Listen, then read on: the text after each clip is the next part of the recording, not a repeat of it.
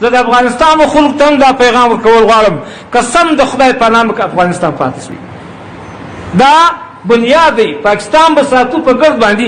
کله ما سره یو سړی څنګه ناست وي ډېر زړل په مدینه منوره کې، ما حال ځین وکړي ما دونه فکرمن سړی او ژبه مې بیا دومره صفا خریلګې ده ما په سمج کې نه راځي و ما ته تر ځان ښه ایسې د نور پسې وځړل. د مراکش وي دا سړی و زموږ په علاقه کې ژیره جرم ده که ما ژیره ایله که زه ژمندی نه پاتېږم.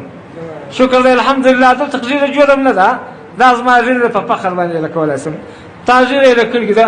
موږ کل کر سیاست کولی شو. د مفتي محمود رحمت الله علیه، د شیخ حسین احمد مدنی رحمت الله علیه، د شیخ الهند رحمت الله علیه، د شاه ولی الله صاحب زموږ د دیوبند اکابر د الله پاک هر په جنت کې او موږ ته ازادي راکړې ده. دا زما رنګه کمزورې ملا هم دا رنګه پراخ غږېدلی شي، دا زه به نه شم غږېدلی که چېرې دلته سیاسي طور موږ ازاد یو، علمي طور موږ ازاد یو، په هر اعتبار ازاد یو. اسلام به هم خدای راولي. دغه ملک کوم دی د دې د خرابېدو مکمل سازش روان دی پر بین الاقوامي سطحه باندې.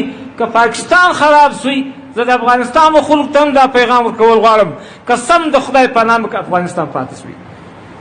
دا بنیاد دی. پاکستان به ساتو په ګرد باندې. که پاکستان په کوم ورځ له بینه تللی افغانستان نشي پاتې کېدلی، او که افغانستان پاکستان دواړه تلل ترکیه هم قسم دی که در پاتې شولی بیا. دا بیا یاد لره. زه به لیامونه لا به ژمنده یم.